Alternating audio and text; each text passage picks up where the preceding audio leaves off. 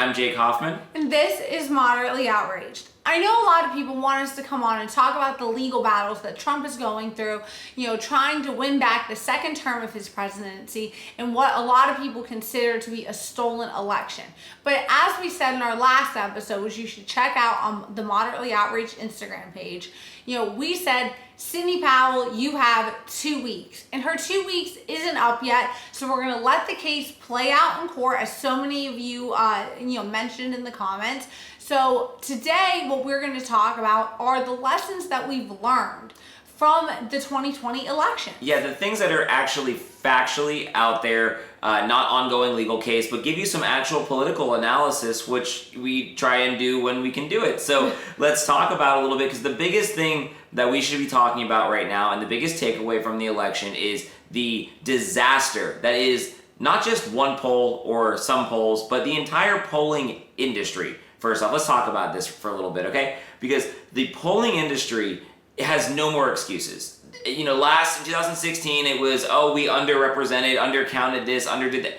No, 2020 just proved they're not trying anymore. There are smart people in the polling industry. Well, it is criminal malfeasance. It is done purposefully to suppress votes on the Republican side. These pollsters should not have jobs, and we should not be funding a public poll around a presidential election ever again, because it is being used against one particular party. And I don't disagree with you at all. When I was a tutor for both communication and criminology, in every textbook that we used, every single one, they brought up the Jesse Ventura election and how pollsters failed to call first-time voters that might vote for Jesse Ventura, and he ended up winning the governorship of Minnesota, and the pollsters were shocked. They couldn't believe it. And that was in 1999.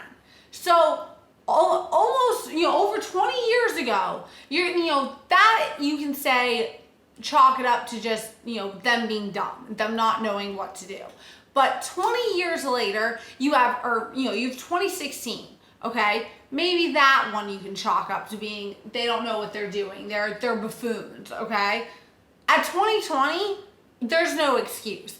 This was a full-on operation to ensure that that Republicans stayed home and that Joe Biden went out and was able to win. And that money went to Democratic campaigns based on the polling. That's what was happening out there. So again, explain how people want to, fund winners. Yeah, and the thing is that people want to get behind winners, and that's what polling, they realize. They realize that campaigns know that if they go and pay for a poll, because they do, they pay for a poll that comes out publicly, and then one of their arms of the news runs with it and says, this candidate is 10 points ahead, so nobody else should enter the race, or you shouldn't donate money to the person that their opponent is. It happens locally, it happens, it happens federally, it happens at every level of government.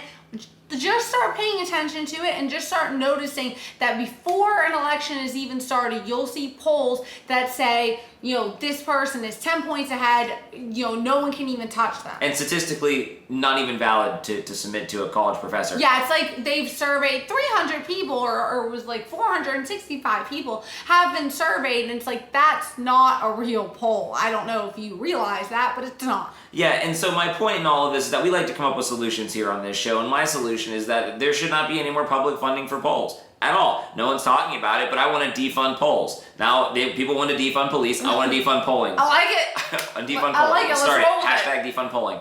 But not only that, but the thing is, if you looked at private polling companies, they were getting them right. Like, if you talked to a political consultant, that their internal polling kind of showed what you expected, because private polling companies actually are trying to get business the next time around. The public polling is not trying to do it. They have an agenda, and they don't care if they're right or not, because nobody calls them out on their BS. And after 20 years of getting away with it, no more excuses. You are a hand of the Democratic Party, and in some places even the Republican Party, and you are purposely manipulating polls to give off a illusion that one candidate is winning versus another.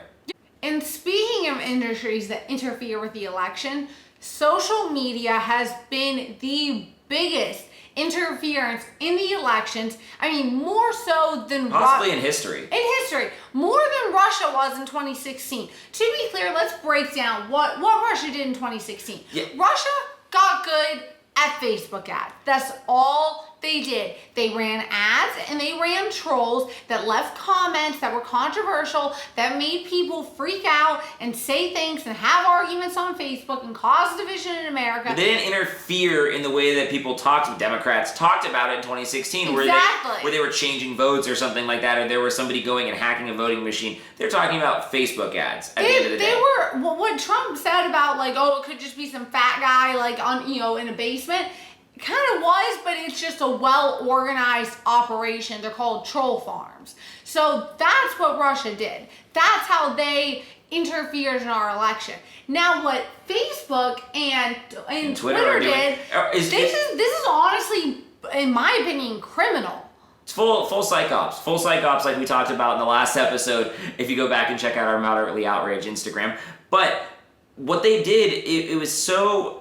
It's not noticeable to the naked eye, right? It's algorithms. It is what you see versus what you don't see. It is something where they weigh certain stories and certain publications more than others, showing you what they want you to see, and then on top of it, just blatant pieces of this where I can't believe it. No one's talking about it. Snapchat banning Donald Trump entirely from advertising on their platform. I didn't know that. Yeah. Oh yeah.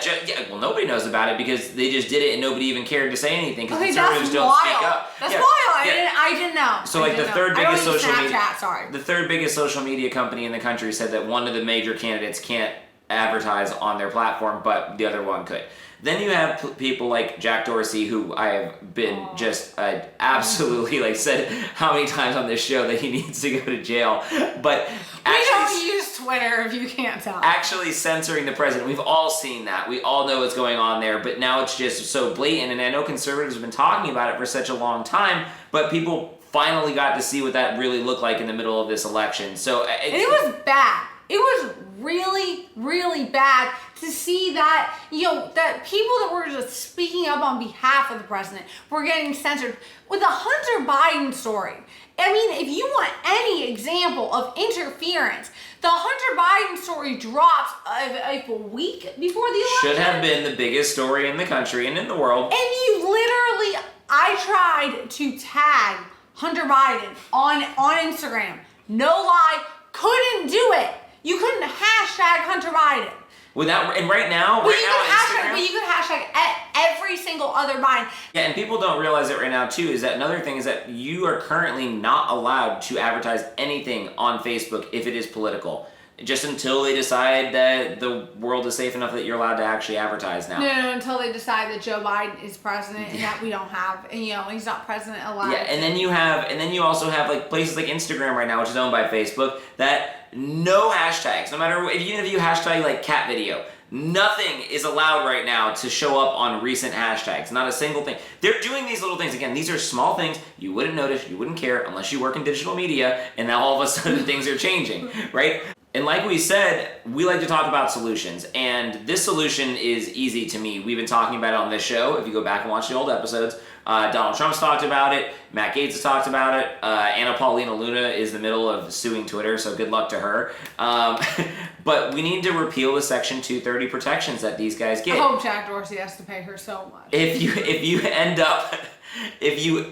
really look into the policy side of this, making sure that they are not protected as a neutral forum in the way that they are defined right now, and legally that they are able to be held accountable for everything that is actually placed on their platform and they are treated as publishers, we are going to see the entire landscape of social media change. Unfortunately, if Joe Biden does end up becoming president in January, this kind of stuff is never going to go through. This kind of stuff is never going to happen because now you have the entire Democratic Party and the president that have the social media giants working directly for them. And again, we said this a couple weeks ago, it's the biggest thing in the country that could take down America. It really is. It is so bad to be able, when you have the media, social media, supposedly free forums, and the political party in power all working together to do whatever they want and say whatever they want, and then the propaganda machine never gets questioned and everything else is censored and throttled. And it's one thing to control the media on TV.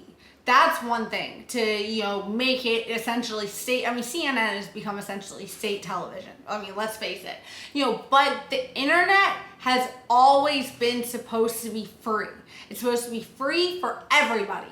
And we are supposed to be able to say whatever we want to say, no matter how. I mean, Noam Chomsky, who was, a liberal icon for so many years, back in, I believe it was the 70s, the 60s, 70s, or 80s, he even came out, and this was before the internet, and said, free speech is important, even if it's hate speech.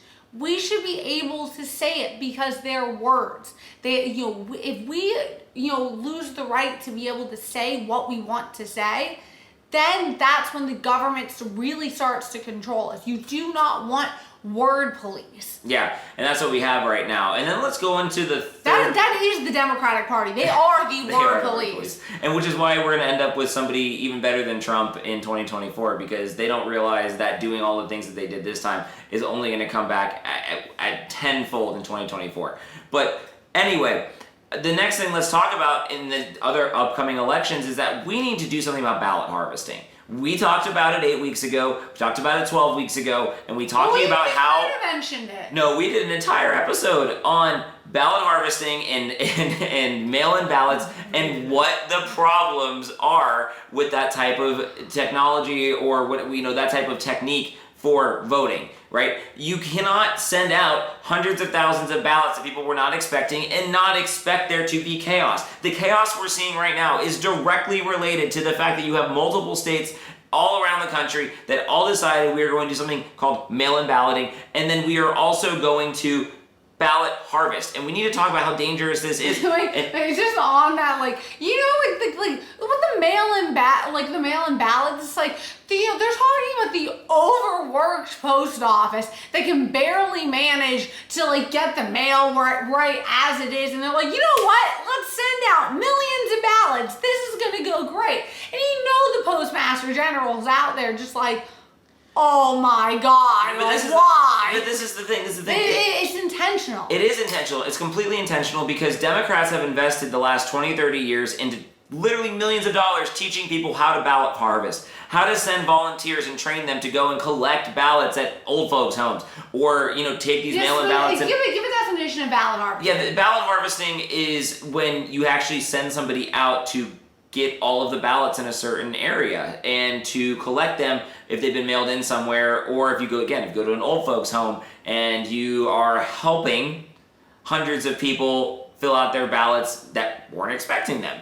And then all of these other, techniques that they have. And in California, Republicans got smart. They went through lawsuits. They weren't able to get rid of ballot harvesting, so they just started investing in it. And that's what we need to do from a political analysis standpoint. Like the Republican, leadership that watches this show, invest all of our money into ballot harvesting. Because if you guys aren't going to listen to me about getting us on blockchain technology, which is just seems like a far cry at this point, that I keep trying to say that we need free and fair elections that are actually secure. I actually ultimately would love to see blockchain technology implemented into our voting systems, but the best that we can do is we should be ballot harvesting too. Train volunteers, spend millions of dollars into the infrastructure to collect more ballots than they do, because if that's the name of the game, if the name of the game is let's just send out millions of ballots and whoever collects the most back at the end wins, then start doing it, because that's where we need to start paying attention. And if you're on the left going, oh, well, that's not fair, you're going to be sending out so much, the Koch brothers are going to spend money on this, and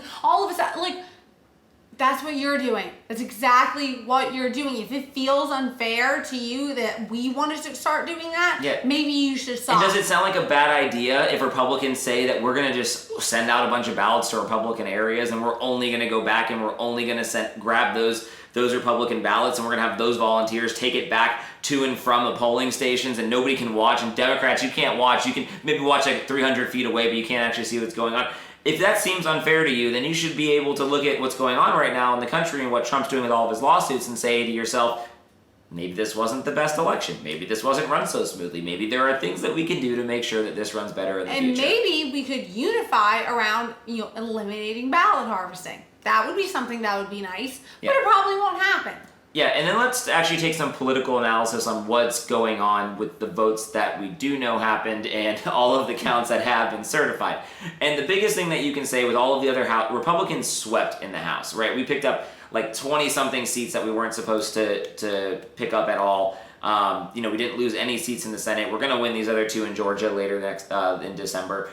Now, because we will be in Georgia, knocking on doors, making sure you Georgians vote.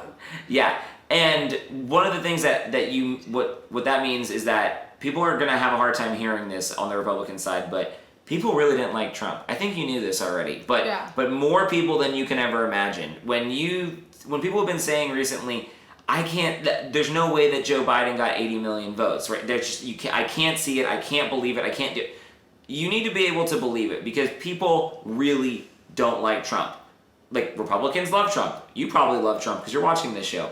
But people really hated Trump, and they hated him so much that you don't realize how polarizing he was, to the same extent that they are voting for Republicans down ballot and saying, I still don't want to vote for that guy at the top because of his personality. Because there's all these different things that I don't like. And we have to be able to accept that as Republicans and say, they really didn't like this one guy, but they clearly liked our messaging around a lot of issues, because if we actually have to go toe-to-toe with Democrats on platform issues, they get blown out of the water, and that's what there was. There was a complete rejection of socialism. There was a rejection of defunding the police, on the law and order message, all of these things that we've been talking about for the last 6-8 months. You mean the anti-law and order message? Yeah, anti-law and order, and our law and order message. But all of those things that we've been talking about for 8 months or 10 months now, we need to understand that it made sense. We just unfortunately have somebody at the top that was so polarizing that it pulled out all of these people who really didn't like him, although they do like Republican messaging. If he could have honestly just kept it at maybe 50%,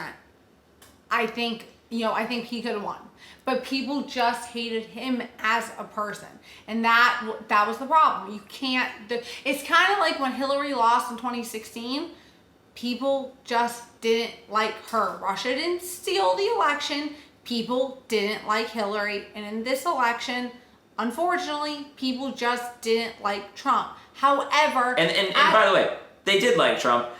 A lot of people, 70-something million people like Trump. Exactly. What there was is that, again, a couple key counties, and we're going to see what happens with these recounts and these ballots and these ballot drops and all these other things, and maybe Trump ends up winning this, but what you should be able to realize is that there still is 70-something million people that probably don't like him. Yeah. And what's important to remember is that, Republicans still won a lot, and that the Republican platform and the Republican messaging is moving forward. We are moving forward as a party, and we are gaining momentum. Cutting into 18%, 20% of black male minority vote That's in huge. More than any Republican has done in the past 30 years. That is so big. And for a guy that is supposed to be the most racist president in history. Democrats are going to have to start stealing all of the elections going forward, because at the end of the day, what's happening right now is that the Republican messaging is hitting everybody. The American people, they understand the more that we start to turn these voting blocks that have historically not voted with Republicans, but we need to, we need to continue down that path that we were doing. Trump made massive inroads into minority communities, into Latino communities, and what we need to do is look at down in Miami. That was a huge turnout for Trump. Yeah, and so what we need to do is we need to not turn our backs on those things, and we need to run people who are honestly pretty cool. That's what we need to do, because what we've talked about this with some of the other young Republicans is that a lot of times we run really boring old white guys, right? John McCain, Mitt Romney, boring old white guys. They don't really, appeal to the minority voters, especially young minority voters. And you need to run people who are more like Donald Trump, where they're just out there and they're more fun, interesting characters. You cannot keep putting up statisticians or economics professors and expecting minority voters to identify with them. You need to put up people who have lived and have been in those communities, who have experienced life, and have a diverse group of friends, so that they know what the issues are that are going on in these communities. That's what the Republican Party needs to do. And again, you can still be a white person, but understand what's going, and try your best to understand what's going on in those minority minority communities, and then more of those minority voters will start to come to the Republican Party. Yeah, and just really lastly, I just want to explain again that the Democratic platform is so weak. People do not want these things. If you actually take all of the momentum that we have right now and you push into 2022 into 2024, let's fix the things that we just talked about. Let's end ballot harvesting. Let's hashtag defund polling. We need to end the Section 230 for social media. We need to do these things so that we can have a fighting chance in future elections, because all of these things that the American people want, the American people ultimately do want a lot of the policies and things that Republicans bring to the table, but we have all of these other things working against us. We need to do different things to level the playing field. And again, politics is not always the nicest game in the world. It's not, what's the saying? It's not, politics isn't checkers. It's not beanbags. It's not something. It's politics, and you need to meet them where they're at right now. And meet them where they're at right now. The Democrats are trying to steal elections by ballot harvesting and sending out mail-in votes. It's we need to beat them at their own game. Yeah, they're playing asymmetric warfare. And the last point I really wanted to mention, because it's in our title, is, was this a globalist, action, a globalist takeover? And what we mean by that is that it was, and what we mean by globalism is that there was from the entire world, so from the globe, they wanted a return to the global order. Normal. To the normal, yes. And when I say the globe, the new world order was the term that George H.W. Bush coined back in the 1990s, and that was the world order that we have really been operating under since the early 90s. Yeah, Democrat, Republican, but it is a Washington elitist position to do global policy, free trade. Well, it's elitist position throughout the world. Yeah, exactly. Yeah, and just they're trying to frame it right now as, we turned our back on our allies. Now we're helping back to come support our allies again. That's how it's being framed right now. And what all that means is that we're going to just return back to terrible global policies that are not beneficial for America, but beneficial for a lot of other countries out of the world, because we pay an outsized share, which Donald Trump talked a ton about. Comparatively to the other allies around the world. Yeah, and it's not just like Donald Trump was the first person that started talking about economic nationalism, and people called him racist for that. But you know what? I talked to a young 20-year-old girl the other day, and she's from Australia, and she was talking about how COVID made her realize, why are we manufacturing everything over in China? Why are we not manufacturing in Australia? We should be doing that here. Why isn't every country manufacturing at home? And it's like, she wasn't racist. She wasn't thinking about screw the China. No, she was just thinking about what made common sense. And quite frankly, she said that she didn't like Donald Trump, but that policy of his and that economic nationalism made sense. And going forward, it's not going to happen under Joe Biden. But when you look forward into 2024, that's really the policies. We need to be tough on China, because if not, they're going to walk all over us. We need to be tough on Iran. We can't just walk back into the Iran nuclear deal. And they're going to try, and they're going to try, and you can see the people that Joe Biden is trying to appoint to his cabinet right now. Those people are terrible, and not only are they terrible, they're now going to get the praise of the media, everybody in Washington, and again, both Republicans and Democrats in Washington are happy with these appointments. I can tell you right now, what we're seeing is a return to normal, but what it means is that the American people all around the country that do not live in Washington, unless you work for someone in Washington, unless you work for a lobbying firm or one of the congressmen or senators in Washington, unless you work directly for these people, you're not happy about this. If you're in Central Intelligence, if you're in the intelligence community, you're like, okay, great. Now we're back to more consistent terrible policy, but at least it's consistent terrible policy. Yeah. But the American people, everybody else, the other hundreds of millions of people, those people are losing out when we go back to these globalist policies from the past 30 years. And let me just say, it's both Republicans and Democrats that are, non-establishment Republicans and Democrats that are, for populism. They are both angry right now. I mean, people, the far left is mad at Joe Biden for who he's installed in his cabinet. They wanted people that were going to be tough on Israel, something that was one of the biggest accomplishments of Trump. So just keep in mind that going forward, there's going to be a war. I don't want to say war, but there's going to be real wars again too. By the way, Donald Trump is getting us out of them. Joe Biden will get us back in them eventually. Next episode next year. That's a really good point. But what I was going to say is there's going to be a fight between populism and and the establishment and the swamp and really the swamp. And so that's what's going on right now.